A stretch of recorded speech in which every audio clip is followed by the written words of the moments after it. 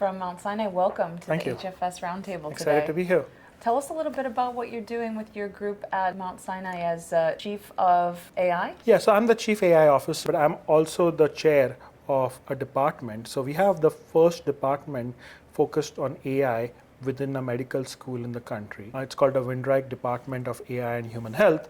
So this is a unique setup because you have this medical school and then you have this large health system, which is the largest in New York City, one of the largest in the country, and you have a dedicated department of AI and human health sort of focused on translating AI from the computer to the bedside. That's wonderful. So your group of 200, it's 200 folks, right? That you have Yeah, in if you combine them, give yeah. or take. They're working to sort of take this research and the laboratory to actually translate it to, as you said, to the bedside, Yes. right? So what kind of outcomes are you guys looking to accomplish with that? So it depends on where you're thinking about applying this, right? So obviously the gold standard is improving patient outcomes and hard outcomes like, can we keep patients in the hospital less, right? Can we improve mortality? Can we prevent adverse events from happening? So those are the hard outcomes.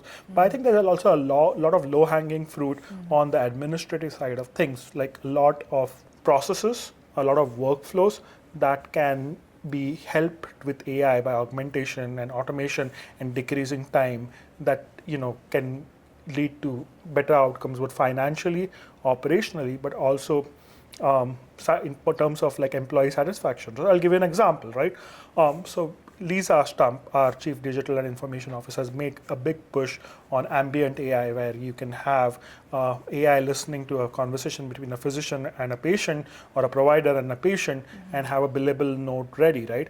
And that's sort of incredible because earlier workflows was, and I'm a physician, so you should talk to a patient, and then I should turn away from the patient and I should type into a computer, right? And I did that like 5 or 6 times in a 15-minute visit. Now, instead of doing that, I can spend all of the 15 minutes talking to the patient and not have any time required to put data entry into a computer. And that's sort of one of the promises of AI, is sort of an arbitrage of knowledge for time, right?